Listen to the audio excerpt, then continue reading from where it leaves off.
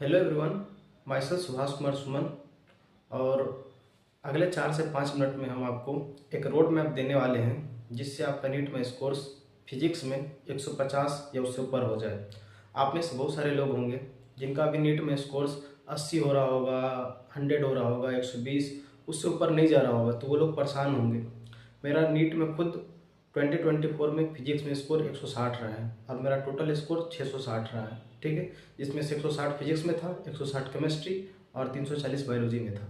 तो हम आज आपको फिजिक्स में गाइड करने वाले हैं कि अगले 2 महीना में क्या करना चाहिए जिससे आपका फिजिक्स में स्कोर्स 150 या 150 से ऊपर हो जाए।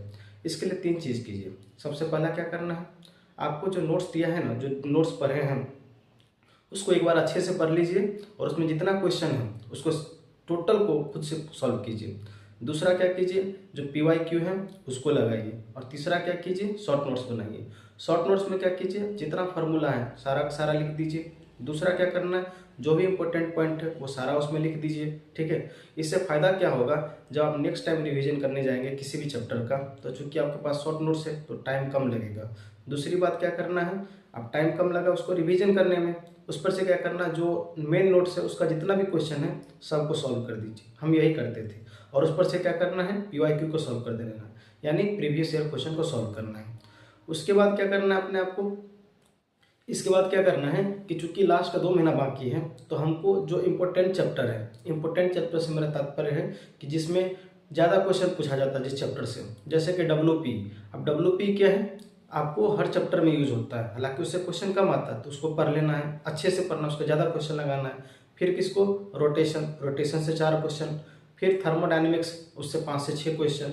ग्रेविटेशन 1 से 2 क्वेश्चन। अब ग्रेविटेशन पढ़ लोगे तो इलेक्ट्रोस्टैटिक भी इसमें कवर हो जाता है, तो इसीलिए दोनों मिलाकर के 3 से 4 क्वेश्चन।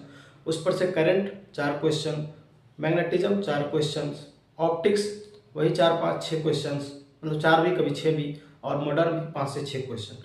इतना अगर आप कर लेते हो मेन में तो आपको लगभग 120 130 इसी से आ जाता है। और बाकी जो चैप्टर रह गया उसको क्या करना है, पढ़ना उसको भी है, लेकिन उस पर आपको जैसे बाकी जो इंपॉर्टेंट चैप्टर उस पर ज़्यादा प्रॉब्लम सॉल्व करना है, इस पर थोड़ा सा कम। इस पर क्या करना है, आपको सिर्फ नोट्स हो गया और जो आपका शॉर्ट नोट्स है इसको पढ़िएगा, तो इससे आपको इसमें ठीक ठाक तैयारी हो जाएगी। जैसे SHM है, SHM में कुछ अलग कर ही नहीं सकता है, वेब हो गया कुछ अलग कर ही नहीं सकता है। ठीक है, उस पर से अगर बात किया जाए, AC हो गया, बहुत आसान है, एक बार पढ़ोगे आ जाएगा। तो उस सब पे थोड़ा सा आपको क्या करना है, अपना शॉर्ट नोट्स हो गया उसको पढ़ना है, और उस पर से क्या करना है आपको, उस पर से आपको थोड़ा सा सवाल सॉल्व कर लेना जो कॉपी का है, इतना सफिशिएंट है। अब क्या है, इसके बाद आपको टेस्ट देना है। जो